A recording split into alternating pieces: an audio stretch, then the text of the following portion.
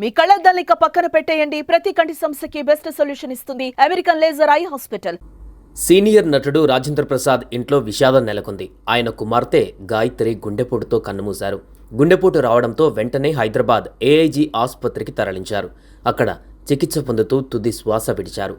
కుమార్తె మరణంతో రాజేంద్ర ప్రసాద్ కుటుంబం తీవ్ర విషాదంలో ఉంది.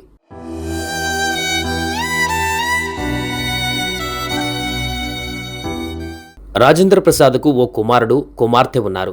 రాజేంద్ర ప్రసాద్ కుమార్తె గాయత్రిది లవ్ మ్యారేజ్. ఈ విషయాన్ని ఆయనే స్వయంగా చాలాసార్లు ప్రస్తావించారు.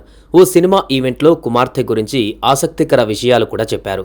అమ్మలేని వారు కూతురులో వారి అమ్మను చూసుకుంటారని, తన 10 ఏళ్ల వయసులో తన తల్లి చనిపోయారని ఎమోషనల్ అయ్యారు. తాను కూడా తన కూతురులో అమ్మను చూసుకున్నానని, కానీ తనకు కూతురుతో మాటలు లేవని చెప్పుకోవచ్చారు. తన కూతురు ప్రేమించిన వ్యక్తితో ఉందని అన్నారు.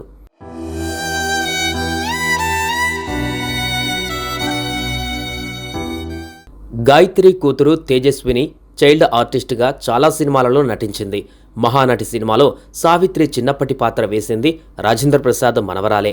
యాక్టింగ్పై తన మనవరాలికి మక్కువ ఉందని, ఆమె ఇష్టప్రకారమే నటించిన కారణంగా ఆ పాత్రకు న్యాయం చేసిందన్నారు.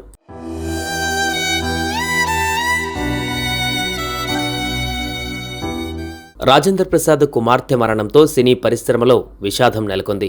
పలువురు సినీ ప్రముఖులు ఆమెకు నివాళులర్పిస్తున్నారు. రాజేంద్ర ప్రసాద్ను కలిసి ధైర్యం చెప్తున్నారు. గాయత్రి మృతి తీరని లోటని, ఈ సమయంలోనే గుండె నిబ్బరం చేసుకోవాలని ధైర్యం చెప్తున్నారు.